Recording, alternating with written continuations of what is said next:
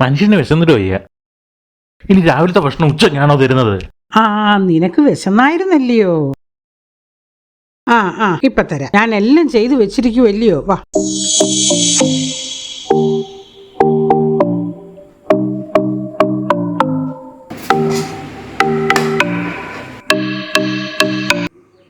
ഇത് എന്തുവാ, ഇന്ന് ദോശയാണോ?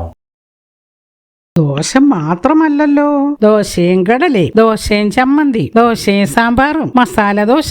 ദോശയും ചമ്മന്തി, ദോശയും കടലേ, ദോശയും സാമ്പാറും, മസാല ദോശ, എല്ലാം ഉള്ളത് ദോശ ഇല്ലയോ?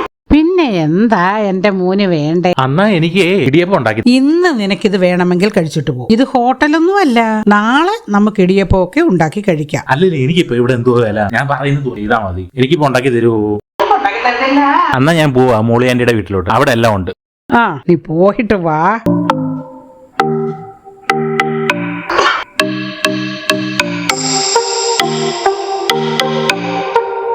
അയ്യോ, ഇതാര്? ഇത് എപ്പ വന്ന് എന്റെ മോനെ? ഇടിയപ്പമൊക്കെ എന്നും കഴിക്കുന്നുണ്ടോ?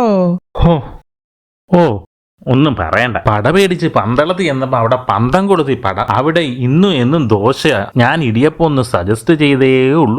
ഞാനിങ്ങി പോന്നു. ഇനി പോവിയാലല്ലോ. വിശന്നിട്ട് വയ്യ. ഇന്നൊന്നും കഴിച്ചില്ലേ? എന്നാ വാ.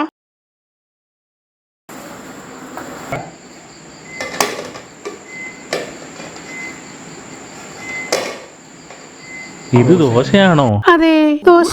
ഇന്നലെ ചപ്പാത്തി, മെനിങ്ങാന്ന് ഇടിയപ്പം, ഇന്ന് ദോശ.